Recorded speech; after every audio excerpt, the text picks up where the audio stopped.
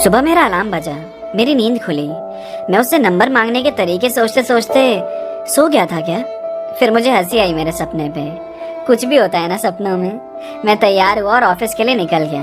पहुंचा, थोड़ी देर बाद हिमानी भी आ गई। आज वो थोड़ी उतरी उतरी सी लग रही थी। मैंने पूछा क्या हुआ। उसने कहा तबीयत थोड़ी ठीक नहीं लग रही। मुझे उसकी फिक्र होने लगी, तो आज उसके हिस्से का काम भी मैंने कर दिया। उसे ज्यादा स्ट्रेस लेने ही नहीं दिया। उसके साथ बैठ के खाया, बातें करी।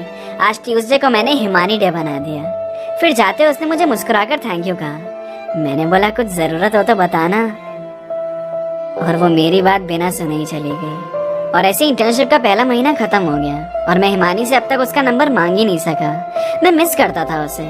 ऑफिस से जाने के बाद उसकी याद आती थी।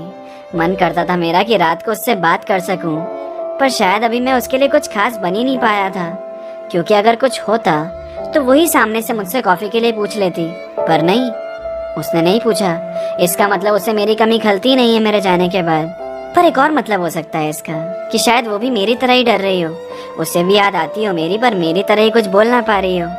मैंने इनडायरेक्टली उससे उसके नंबर के लिए बहुत बार पूछा है, पर हर कोशिश मेरी नाकाम हो गई। एक बार तो मैंने नाटक किया कि मैंने अपना फोन इधर उधर रख दिया है कहीं। तुम उस पर कॉल करके उसे रिंग करवा सकती हो क्या।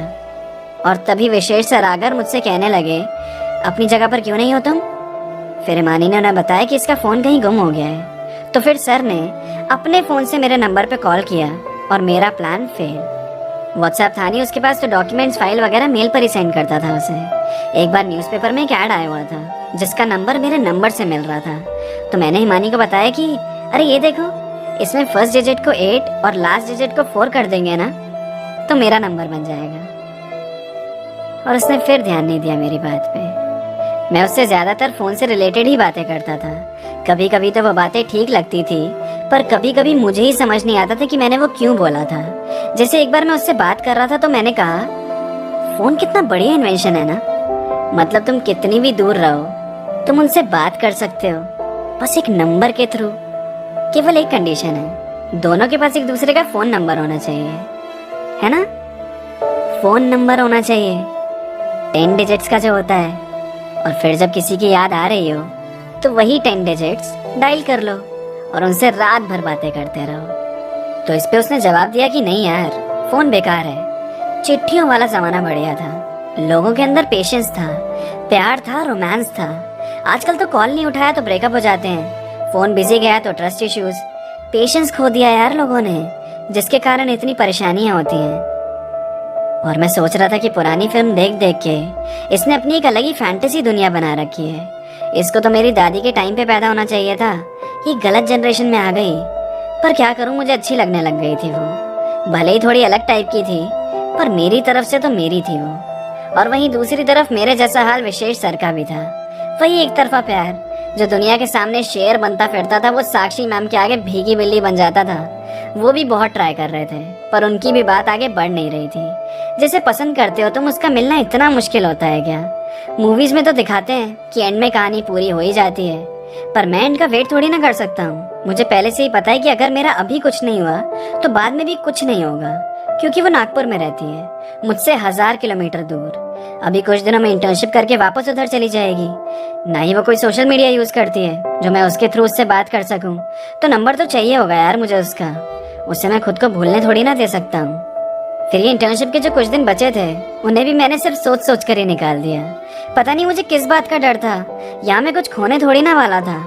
तो अब आखिरी दिन आया और मेरे लिए आखिरी मौका। हिमानी की रात 11 बजे की फ्लाइट थी। वो वैसे भी मिस कर रही थी अपने घर को। तो आज जैसे ही 5 बजे छुट्टी होगी, वो बैग पैक करके शाम में निकल जाएगी नागपुर के लिए। मेरी हिमानी से ज्यादा बात हुई नहीं है कभी, हम उतने क्लोज भी नहीं थे। फिर भी मेरे लिए वो कुछ थी, कुछ स्पेशल। और मैं इसे केवल 2 महीने का रिश्ता बनाकर छोड़ना नहीं चाहता। मैं और जानना चाहता हूँ उसे, मैं और बातें करना चाहता हूँ उससे। तो जब छुट्टी हुई, मैंने एक गुलदस्ता ले रखा था। उसमें एक चिट्ठी डाली जिसमें लिखा, बहुत अच्छा लगता है मुझे तुम्हारे साथ, और मुझे लगता है हम अच्छे दोस्त बन सकते हैं। मैंने सामने तुम्हारे इसलिए नहीं बोला क्योंकि तुम्हें चिट्ठियां पसंद है ना, और मुझे मेरा नाम लिखने की जरूरत भी नहीं है। तुम्हें पता चल ही गया होगा किसने भेजा है। तो कॉल करना मुझे, तुमसे बात करनी है। नीचे मेरा नंबर लिखा है। बाय। हिमानी अपनी चेयर के सामने खड़ी थी और उसके लेफ्ट साइड में विशेष सर थे, जो कि दूर से साक्षी मैम को देख रहे थे। और आज पहली बार मैम ने सर को देखकर स्माइल पास करी और ये सब मेरे सामने हुआ। मैंने भी सोचा चलो किसी को तो एक तरफा प्यार में कुछ पल का सुकून मिला। रमेश भैया मेरे सामने से गुजर रहे थे, वही जो ऑफिस की साफ सफाई का ध्यान रखते हैं। मैंने उनको अपने पास बुलाया और बोला, भैया ये गुलदस्ता उस वाली चेयर पर रख दोगे, वहीं जहाँ हिमानी बैठती है और जिसके पास अभी विशेष सर खड़े हैं। उन्होंने कहा रख दूंगा, इसमें कौन सी बड़ी बात है। मैंने बोला रुको रुको, जब मैं चला जाऊं तब रखना जाके। मैं हिमानी से मिलकर आया और उसे बाय कहकर चला गया। वो अभी भी अपनी टेबल से सामान खाली कर रही थी। अब तक तो रमेश भैया ने वो गुलदस्ता वहां रख दिया होगा। हिमानी को वो चिट्ठी मिल भी गई होगी, थोड़ा सोचने दो उसे, कुछ देर में कॉल करती ही होगी। मैं घर गया, बैठा रहा, सोचता रहा, इंतजार करते करते रात के 9 बज गए और कोई कॉल नहीं आया मेरे पास। एक कॉल तो करना चाहिए था ना यार, हाँ नहीं कुछ तो बोलना चाहिए था, क्लोजर ही मिल जाता। अब तो वैसे कभी नहीं मिल पाऊंगा ना उससे। मैं इतना सब कुछ सोच ही रहा था और तभी मेरा फोन बजा। अननोन नंबर था। मैंने कोई रिएक्शन नहीं दिया, बस एक बड़ी सी स्माइल मेरे चेहरे पे थी और जल्दी से मैंने फोन पिक किया। वहां से आवाज आई, हाय सॉरी मैम, मैं विशेष, मेरा फ़ोन डेड हो गया था इसलिए कॉल नहीं कर पाया। ये मेरे दोस्त के फ़ोन से आपको कॉल किया है। आपने जो आज गुलदस्ता भेजा था उसमें लिखी चिट्ठी पढ़ी मैंने। आपने नाम नहीं लिखा मगर फिर भी मैं समझ गया कि आपने भेजा होगा ये। आपकी स्माइल ने सब कह दिया था आज। वैसे तरीका अच्छा था आपका, रमेश के हाथों गुलदस्ता भिजवाने का। वैसे कल आप फ्री हैं, कॉफ़ी पे चलें? और सर की पूरी कहानी सुनने के बाद मैंने बोला, हेलो सर। सर ने घबरा कर कहा, कौन? मैंने कहा, मैं पीयूष। और वो गुलदस्ता आपके लिए नहीं था, किसी और के लिए था। और अब तो वो मुझसे बहुत दूर चली गई होगी। किसी और के टेबल पे रखा सामान आपने उठाया ही क्यों? सर ने बोला, चुप, फोन काट। सारा मूड खराब करके रख दिया।